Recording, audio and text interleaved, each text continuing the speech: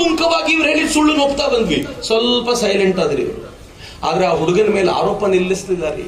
ಪಾಪದ ಹುಡುಗ. 2016ರಲ್ಲಿ ಆ ಹುಡುಗ ಮತ್ 4 ಜನ ಏನ್ ಮಾಡಿದ್ರು ಗೊತ್ತಾ? ಇಲ್ಲಿರೋ ದೊಡ್ಡವ್ರಿಗೆಲ್ಲ ಅರ್ಥ ಆಗ್ಬೋದು, ಗೊತ್ತಿದ್ದವ್ರಿಗೆಲ್ಲ ಗೊತ್ತಾಗ್ಬೋದು. ಕೋರ್ಟಿಗೆ ಒಂದು ಅಪ್ಲಿಕೇಶನ್ ಹಾಕಿದ್ರು. ಸರ್, ನಮ್ಮ ಮೇಲೆ ಸುಮ್ನೆ ಆರೋಪ ಮಾಡ್ತಿದ್ದಾರೆ, ಒಂದು ನಾರ್ಕೋ ಟೆಸ್ಟ್ ಮಾಡಿಸ್ಬಿಡಿ. ನಾವು ಸುಳ್ಳು ಪತ್ತೆ ಯಂತ್ರದ ಮೂಲಕ ಕೂತ್ಕೋತೀವಿ. ನಮ್ಗೆ ಏನ್ ಮಾಡ್ತಿರೋ ಮಾಡಿ, ಒಂದ್ಸಲ ನಮ್ಮನ್ನು ವಿಚಾರಣೆ ಮಾಡಿ ಬಿಟ್ಬಿಡಿ, ನಮ್ಗೆ ಸಾಕಾಗೋಗಿದೆ ಅಂತ.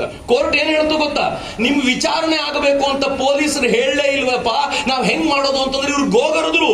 ಜನ ನಮ್ಮನ್ನು ಅನುಮಾನದಿಂದ ನೋಡ್ತಿದ್ದಾರೆ, ದಯಮಾಡಿ ವಿಚಾರಣೆ ಮಾಡಿ ಅಂತ ಕೋರ್ಟ್ ಮುಂದೆ ನಿಂತ್ಕೊಂಡ್ರು. ಕೋರ್ಟ್ ಅನುಮತಿ ಕೊಡ್ತು.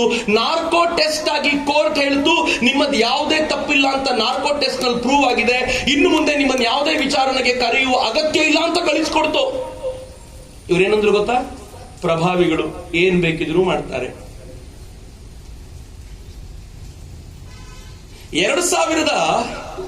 2023ರಲ್ಲಿ ಕೋರ್ಟ್ ನಲ್ಲಿ ವಿಚಾರಣೆ ನಡೆದು ಇದಕ್ಕೆ ಸಂಬಂಧಪಟ್ಟ ಸಾಕ್ಷಿಗಳು ಯಾವುದೂ ಇಲ್ಲದೆ ಇರೋದ್ರಿಂದ ಯಾರು ರೇಪ್ ಮಾಡಿದ್ದಾನೆ ಅಂತ ಹೇಳಿದ್ದಾನೋ ಅವನಿಗೆ ಬೇಕಾಗಿರುವ ಸಾಕ್ಷಿ ಸಿಗ್ಲಿಲ್ಲ. ಹಿಂಗಾಗಿ ಅವನನ್ನು ಬಿಟ್ಟು ಬಿಡ್ತೀನಿ ಅಂದ ತಕ್ಷಣ ಮತ್ತೆ ಶುರುವಾಯ್ತಲ್ಲ ಇವ್ರ ಅಬ್ಬರ. ಹಳ್ಳಿಗೆ ಹೋಗಿ ಪ್ರಚಾರ ಶುರು ಮಾಡಿದ್ರು. ಬಹಳ ಜನರಿಗೆ ಗೊತ್ತಿಲ್ಲ ಮಿತ್ರರೇ, ಆಗ ಬಂದವನು ಪ್ರಚಾರ ಮಾಡ್ಲಿಕ್ಕೆ ಒಬ್ಬ ಕ್ರಿಶ್ಚಿಯನ್ ಸ್ಟ್ಯಾನ್ಲಿ ಅಂತ ಒಂದು NGO ಕಟ್ಕೊಂಡಿದ್ದಾನೆ ಮೈಸೂರಿನಲ್ಲಿ. ತನ್ನ NGO ಮೂಲಕ ತಾನು ಮಕ್ಕಳ ರಕ್ಷಣೆ, ಹೆಣ್ಣು ಮಕ್ಕಳ ರಕ್ಷಣೆ ಮಾಡ್ತೀನಿ ಅಂತ ಹೇಳಿ ಮನೆಗೂ ಹೋಗಿ ಧರ್ಮಸ್ಥಳದ ವಿರುದ್ಧ ಬಡಕಾಯಿಸಿದ. ಉಜಿರೆಯಲ್ಲಿ ಧರ್ಮಸ್ಥಳದ ವಿರುದ್ಧ ಬಡಕಾಯಿಸಿದ. ಬೆಳತಂಗಡಿಯಲ್ಲಿ ಧರ್ಮಸ್ಥಳದ ವಿರುದ್ಧ ಬಡಕಾಯಿಸಿದ. ಅಲ್ಲಿ ಜನಕ್ಕೆ ಒಂದ್ ರೌಂಡ್ ಅನುಮಾನ ಶುರುವೇ ಆಗ್ಬಿಡುತ್ತೆ ಪಕ್ಕದಲ್ಲಿದ್ದವ್ರಿಗೆ. 2024ರಲ್ಲಿ ಕಳೆದ ವರ್ಷ ಸಮೀರ ಅನ್ನೋ ಒಬ್ಬ ಮುಸಲ್ಮಾನ ಬಂದ. ಅವನೊಂದು ವಿಡಿಯೋ ಮಾಡಿದ, ಒಂದು 20-25 ನಿಮಿಷದ ವಿಡಿಯೋ ಇರ್ಬೋದು. ಆ ವಿಡಿಯೋ ನೋಡಿದ ನಾವೆಲ್ಲ ಎಷ್ಟು ನಂಬಿದ್ವಿ ಅಂತಂದ್ರೆ, ಆ ವಿಡಿಯೋನ ಕಂಡವರಿಗೆ ಕಂಡ ಗ್ರೂಪ್ ಅಲ್ಲಿ ಕಳಿಸಿದ್ವಿ. ಯಾರ್ಯಾರು ಕಳಿಸಿದ್ದೀರೋ, ಯಾರ್ಯಾರು ಸಮೀರ್ನ ವಿಡಿಯೋ ಲೈಕ್ ಮಾಡಿ ಕಾವಂದ್ರು ಮಾಡಿರ್ಬೋದು, ಧರ್ಮಸ್ಥಳದವ್ರು ಮಾಡಿರ್ಬೋದು ಅನ್ಕೊಂಡಿದ್ದಾರೋ, ಮನೆಗೆ ಹೋದ ತಕ್ಷಣ ಒಂದು ತಪ್ಪು ಕಾಣಿಕೆ ಎತ್ತಿಡಿ. ಅಣ್ಣಪ್ಪ ಸುಮ್ಮನಿಲ್ಲ. ಅಣ್ಣಪ್ಪ ಯಾರ್ಯಾರು ಮಾತಾಡಿದ್ರು ಎಲ್ರಿಗೂ ಉಲ್ಟಾ ಹೊಡೆದಿದ್ದಾನೆ.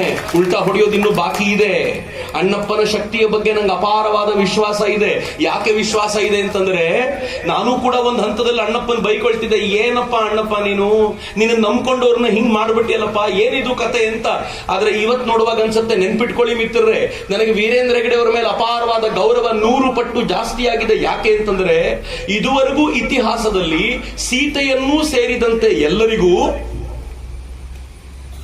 ಆರೋಪ ಬಂದಾಗ ದೊಡ್ಡದಾಗಿ ಬರುತ್ತೆ, ಹೋಗುವಾಗ 2 ಲೈನ್ ಸುದ್ದಿ ಆಗತ್ತೆ. ಎಲ್ರದು ಹಾಗೆ. ಈ ನಾಡಿನ ಯಾವ ಸಂತರ ಮೇಲೆ ಆರೋಪ ಬಂದಿದೆಯೋ, ಆರೋಪ ಬಂದಾಗ ದೊಡ್ಡದು. ಆದ್ರೆ ಕೋರ್ಟ್ ನಲ್ಲಿ ವಿಚಾರಣೆ ನಡೆದು ನಿಮ್ದೇನೂ ತಪ್ಪಿಲ್ಲ ಅಂತ ಹೇಳುವ ಸುದ್ದಿಯನ್ನ ಪತ್ರಿಕೆಗಳಲ್ಲಿ 2 ಲೈನಲ್ಲಿ ಹಾಕ್ತಾರೆ. ಆದ್ರೆ ಮೊದಲನೇ ಬಾರಿಗೆ ಆರೋಪ ಎಷ್ಟು ದೊಡ್ಡದಾಗಿ ಬಂತೋ ಅದರಿಗಿಂತ 100 ಪಟ್ಟು ಹೆಚ್ಚು ದೊಡ್ಡದಾಗಿ ಆರೋಪ ಹೋಗ್ತಾ ಇರುವಾಗ ಸುದ್ದಿ ಆಗ್ತಾ ಇದೆಯಲ್ಲ, ಅದು ವೀರೇಂದ್ರ ಹೆಗಡೆ ಅವರ ಜೊತೆಗೆ ಮಾತ್ರ ಆಗಿರೋದು. ಇದು ಧರ್ಮಸ್ಥಳದ ಮಂಜುನಾಥನ, ಅಣ್ಣಪ್ಪನ ಸಾಧನೆ ಅಂತ ನಾನು ಭಾವಿಸ್ತೀನಿ. ನೀವು ಮಾಡಿದ್ದಲ್ಲರಿ. ನಾವು ಯಾವತ್ತೂ ಬರಲೇ ಇಲ್ಲ ಕಷ್ಟ ಇದ್ದಾಗ. ನಗನಗ್ತಾ ಇರುವಾಗ ಬಂದು ನಿಂತಿದ್ದೀವಿ, ನಾವು ನಿಮ್ ಜೊತೆ ಇದ್ದೀವಿ. ಆದ್ರೆ ಅಣ್ಣಪ್ಪ ಕೈ ಬಿಟ್ಟಿರ್ಲಿಲ್ಲ ಅಂತ ನನಗೆ ಯಾವಾಗ್ಲೂ ಅನ್ಸುತ್ತೆ. ಇವ್ರು ಎಲ್ಲಿವರೆಗೂ ಮಾಡಿದ್ರು ಗೊತ್ತೇನು? ಕಳೆದ